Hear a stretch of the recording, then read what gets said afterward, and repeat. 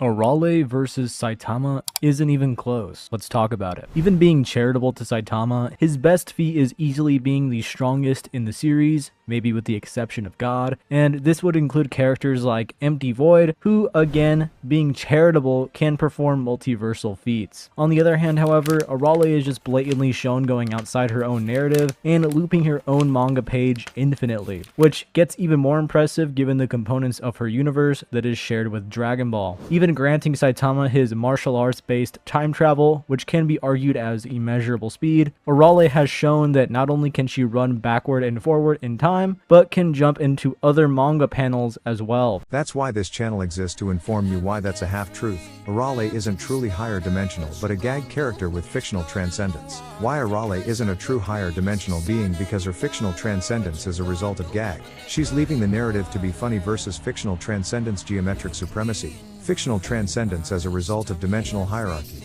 leaving the narrative due to layered dimensional structure like a square to a cube.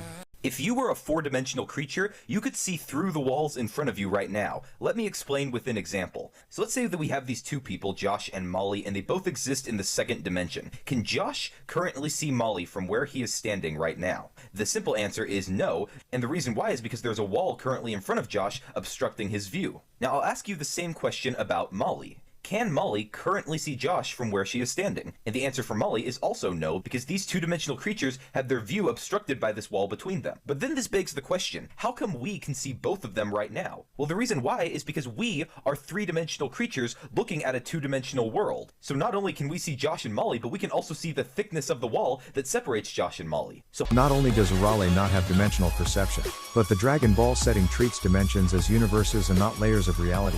Fictional transcendence in Dragon Ball isn't used as authority because Dragon Ball doesn't have a dimensional hierarchy. That's why Beerus was able to affect her. Beerus doesn't hold fictional transcendence like Arale does. If you've seen my video on how to identify an outerversal character, Dragon Ball holds a different definition of transcendence compared to DC and Marvel. That's the difference between fictional transcendence and fictional transcendence, geometric supremacy. Arale is not truly outerversal. Arale doesn't manipulate the laws of reality.